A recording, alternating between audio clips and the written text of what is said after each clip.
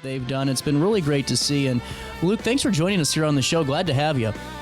Oh, my pleasure, CJ. Appreciate you having me. Well, and, really couldn't overstate it, how much of an impact that the Sleep in Heavenly Peace organizations had just right here at home. And we spoke on the phone a couple of minutes a few days ago just about, the eye-opening situation at hand whenever you really encounter this and you realize, that this problem is right here in our own backyard. And there are children that don't have just a bed to sleep on.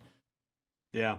That's, again, thank you for having me on, because this is, it's one of those topics I can only imagine listeners driving in their car right now, and just him-hawing, getting ready to work or what, it's one of those topics where when you first hear it, you almost dismiss it, right? Because it's like, oh, child bedlessness, right? I don't know if it sinks in. I know I've probably heard or thought of people when, back in the day where a kid may be sleeping on the floor, but you don't really pause enough, right? Yep. And take enough time to go, wait a minute, did you just say they're sleeping on the floor? Like, and that was my experience, when I didn't know child bedlessness was a real thing. Even the word bedlessness isn't even a real word, but it's a real problem. And like I said, when I first heard it, it almost skipped over me.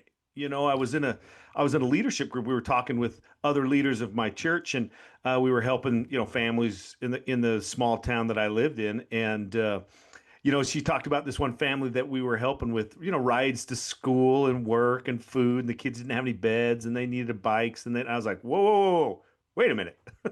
Did you just say they didn't have any beds? I mean, it was that. Wow. I almost missed it, Yeah. Well, and see, that's where, when I first heard of the chapter here, that's kind of what happened to me, where it's, you hear of, I hate to say it, but the international causes, if you will, there's, children that don't have beds to sleep on. I wouldn't think of it in my own backyard until you see the stats and all these individuals that are coming together and building all these and seeing that there's still a need, and it doesn't go away. Well, and that was like the biggest shocker to me, when growing up in a small town, right? You're just used to helping people, because the worst thing about the small town living is the same thing that's the best part about it is, everybody and they know you, right? Yeah. Sometimes too much. But it's that was just a sense that you had, you just helped people, right? And when this problem came up, and when I realized, I didn't even realize, I just had a family in my community that had kids sleeping on the floor, and you're like, you know what, we can take care of that. I was a leader. I was what was called a young men's president in my church. I was a leader over the boys group, which was about ages 12 to 17, right? And I was responsible for the leadership growth, the spiritual growth, but mostly the activities during the week, which was basically Boy Scouts, right? At the time. This is 14 years ago. Well, anyways, finding an activity that's fun for these kids to do that doesn't have a screen or a computer game or a control. You know what I'm talking about? That's not an easy thing nowadays. And when I heard about this, I first thought about my own kids sleeping on the floor. What would that be like? Yeah. And how hard that would be day in and day out. And then I thought, you know what? Here's a great opportunity to get an Xbox controller out of these boys' hands and put a drill and and some tools in it, and teach them how to build a bed. I'd never built one before, but I'm a farm kid from Idaho. We'll figure it out, right? And that's what we did. Well, and we had such good fun watching these kids build this bed. I know that they were excited about it because of what it was going to go to, right? Helping a couple of kids in their own communities. But it brought a sense of. And what I hoped it did for the kids was bring the sense of joy and fulfillment that comes when you serve people, 1,000%. And, just to tie it, even I keep going back to this only because of just the shared, story that I hear is that there's so many people that have done builds that they've never even touched, really a power tool before, and that's what I think so cool about this. And and that's what I kind of going back into it, the valuable lesson there for the children that in that group that you're helping start with build those beds the first time. time, and then the servicing others, of course, and being there for your community. But, also I think it goes further than that. And I'm sure you hit on this too, is, it's no different than a builder. My grandpa is an old sewer guy. He's cleaned everyone's sewer in town, but he can drive by every house and tell you the story about from 1975 when it happened. And think about, to me, the stories that those young individuals have, those young men that, they can take with them, or now women and anyone across the country, that all comes back to, hey, remember when we built those beds? And I think that is such a cool conversation. Did you imagine this developing into to what this was? Not even close. I mean, who dreams that kind of stuff, right? This was really only a family Christmas project. In fact, before with the Boy Scouts, right, it was just a week project we did, right? Wow. But after it was all done, and I didn't get to go on the delivery of it because there was too many people that wanted to be a part of it. It just the word kind of got out, and everybody thought it was a neat thing. Well, I didn't get to go on the delivery, and I was excited for the boys. Don't get me wrong. It was great for them to experience that, but I felt a little jealous myself not be able to go on it. And, here I was, this is a couple, 3 weeks before Christmas, and we just built this bed for this family. It was awesome. And now I'm sitting on the couch with my kids, and they're starting to complain about the Christmas presents they know I'm not going to buy. I mean, it's just this whirlwind of dad moments that, you're sitting there going, my gosh, if you knew what I just did, if you understood what I just did and what the Boy Scouts did and how they felt, and then it just hits me, CJ. I'm like, why don't I get my butt off the couch, right, and provide that same experience for my kids? That's what I wanted. And next thing I knew, I stood up. I walked to the garage door, and my kids, we were watching our favorite program, Big Bang Theory, back in the day, and they're like, Dad, where are you going? And I said, you know what? I've got leftover wood. I'm going to build another bunk bed, and you're going to come and help me.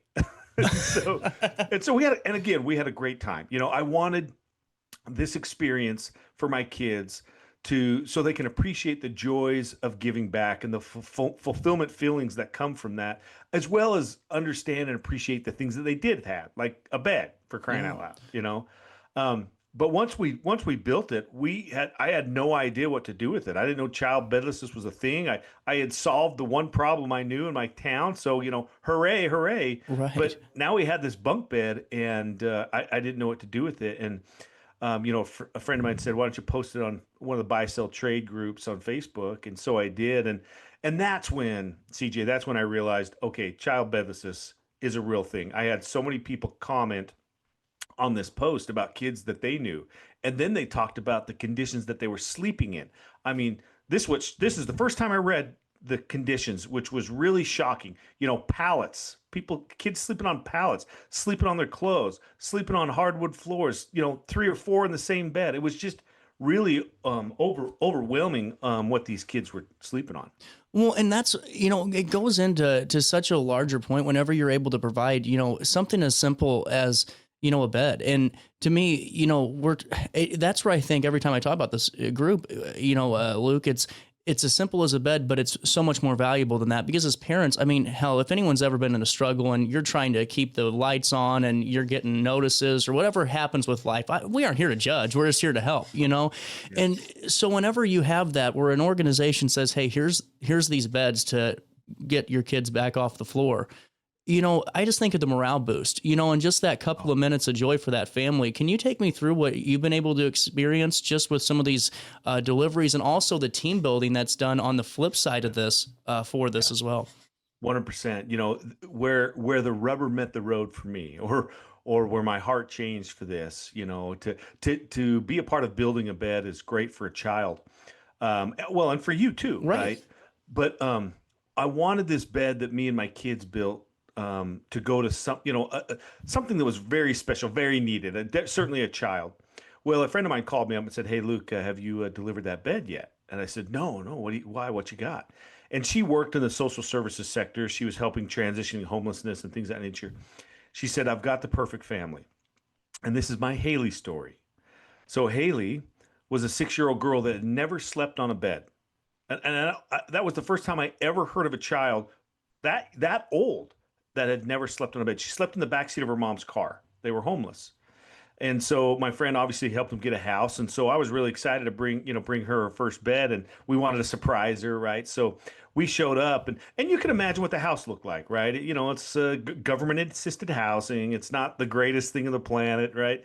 But was shocking when I walked into this. It was probably the first time I walked into my life in this type of situation where I looked at it through the eyes of a 6-year-old, right? Because that's who we were there to serve. And Yeah. when you do that, you kind of like realize, hey, there's no couch or TV to watch cartoons in the morning. There's no table to eat, your Fruit Loops on. You start picturing what life would be like as a small child, and it's humbling. And they didn't have anything. There was nothing in the house, and I leaned down to little Haley and I said, "Hey, why don't you show me where your bedroom is?" And she was super excited. She's never had one before. Yeah. And so they had lived there, I don't know, a couple weeks before we got there. But so they pulled us back in her room, and you can imagine what that looked like. Holes in the carpet and tears in the wallpaper. I mean, it was just a rough situation.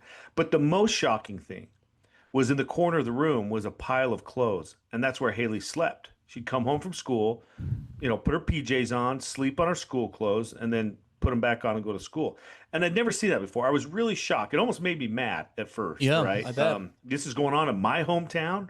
Heck no, right? Right. But then we started bringing in the bed and putting it together. And I kind of watched little Haley, how, see when she finally figured out what we were doing. And when she did, she just erupted. I mean, she came over and hugged these two strange dudes in her room. And then she did something, CJ, I'd never seen before. She actually went and hugged and kissed the bed.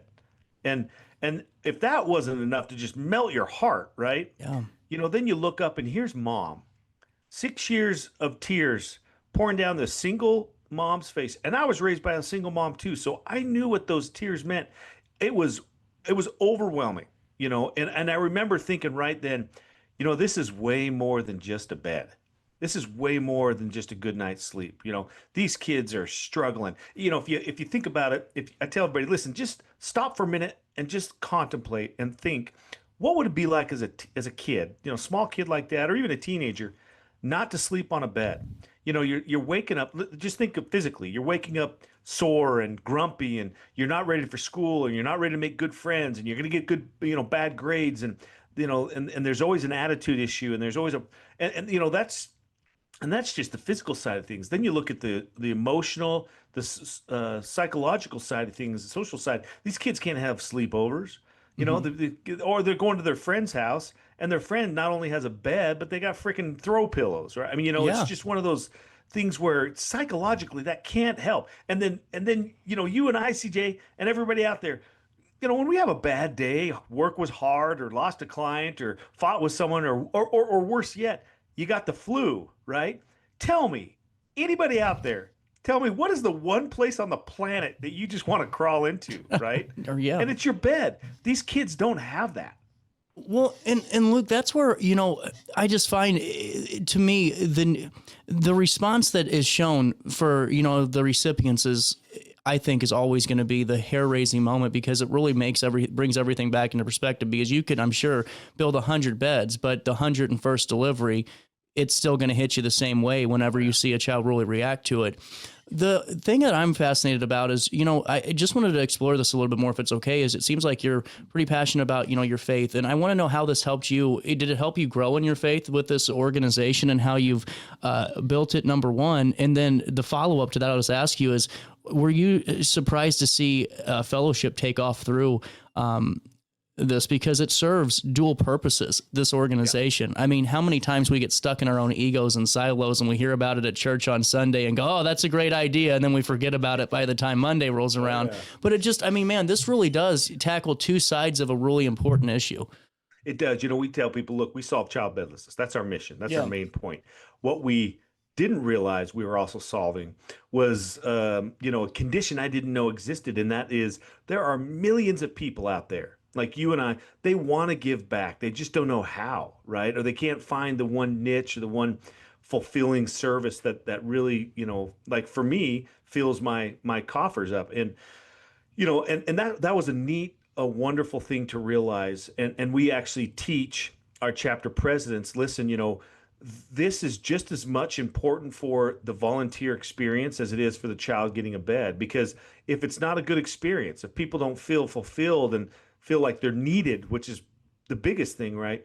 Then they're not going to show up. And if they don't show up, we don't build beds. And so it's really a beautiful thing to see how they all come together in one. And that's kind of the fun of it. You know, Yeah. we're not affiliated with really any religion, right? We don't want to be for not because we're not religious people. I mean, most of SHP is very Christian based, and but there are some atheists. There are some different religions, different political point of views, Yeah. of course, all sorts of different things. But the beauty of that is when you come to Sleeping Under the Peace, no one cares. No one sits. It's not about, hey, what do you believe or what do you think or who'd you vote for. This is 100% about, what? Where's the next kid? Where's that next piece of wood to put together? And that's where I always say true joy comes from service, and it comes from following your heart. And you asked me a very interesting question. Has this built my faith? In a way, yeah, because when I started this, I was going through a faith crisis. Oh. I didn't know what I believed anymore. I'd been in one religion my whole life. I served a mission for 2 years for it, and served very, very faithfully. But then I'm sitting here going, I don't know what I believe much anymore, right? And the thought hit me when I was doing this Christmas project, if you will. The thought hit me. It says, you know what, Luke, it doesn't matter. At least right now to me, it doesn't matter what religion I believe in or what God you believe in or what God you don't believe in. The fact that you're helping kids receive a bed, I don't care what God you believe in. That's the right thing to do. You know what I'm saying? And so it just made it easy. And that actually helped me firm up some really big doubts I had about me and about God and about what maybe the next steps for me in life are. So. Well, and it's just really interesting to get that perspective, and thank you for sharing that too with us. And as we keep progressing, we have about 5 minutes left. I wanted to ask you about the first chapters kind of popping up, and how that how that evolved. When did you get to a point where everyone says, "Hey, I'd like to start something like this," over in my neck of the woods? Is that how it happened, or was this something that was pre-planned on your end? Well, of course, it wasn't pre-planned. It very organic, right? The more we shared on Facebook and showed people what we were doing, two things happened. The more people want to get involved, which was just blew me away, right? I remember going, oh my gosh, these people want to come on a cold Saturday morning in Idaho and in the wintertime and build beds with this crazy kid, that was cool, and then the more kids we obviously found out were sleeping on the floor. I mean, we've been here in small town Twin Falls, Idaho for 14 years because it started here. We still, to this day, get about an application every other day. Wow. It's that big. And now we were featured on a bunch of big TV programs, and a lot of people found out about us. And now we've trained over 440 chapters in 48 states and 4 countries. And we're, this summer we'll break that 400,000th bed built. That's incredible. Well, and I know, I know I keep going back to the well here. We cover multiple areas here on RiverBender.com on both sides of the Mississippi. But going into this, I know the Alton chapter is going strong and people can keep joining up with that. I wanted to ask about if somebody else in the area, if it's not in, relatively close terms, I don't know how chapters break down. What does that look like to kind of to start one? And what's that process look like? You can get all the information on our website, shpbeds.org. You can go there and, obviously donate. Not greater than 90% of your donation stays in the chapter that you select. You can find the local chapter. When you go to shpbeds.org, it doesn't come to some big national page. It's going to come to your local chapter's webpage because we want you to see what's happening locally. You'll see how many kids are on the floor. You'll see how many beds they've built. Wow. And you can get involved. And then if you don't have a chapter close by you, you can start a chapter. And we put on trainings once a quarter and put on about 50 chapters a year, and they're extremely successful. It doesn't take any experience. So and just a testament is just watching the work that's been done in our own backyard here, Luke. It's just been fantastic, and just bringing so many people together, and really seeing companies use it as team building activities, and all these different avenues. I got to ask you before I go, is there anything that we needed to promote, any calls to action that Sleep in Heavenly Peace is working on here as the spring starts to roll here? The biggest thing I ask everybody is just, you think it's simple, but it does mean a lot. Just open your mouth. Please just share what you learned today. And then go to our website and find out for yourself. Go to your local schools and find out how bad child bedlessness is. I promise you, once you realize what's going on in your own town and the kids right across the street per se, and what they're sleeping on, you can be a part of that solution. You can be part of that a good that needs to happen in your community. Just visit our website and if it's not sleeping on the piece, find something that you're passionate about and go after it. Well, Luke, it's been great talking with you, and we're going to link everything in a write-up on RiverBender.com. You're welcome back anytime to fill us in on more great work that you guys are doing. Pleasure's all ours over here. Thanks, CJ. We'll take a quick break at 10:52, and we'll come back and wrap up the Wednesday that was. We are getting more reports of that storm damage that's coming in from Grafton and from Morrow. We'll keep you updated on that. More coverage next.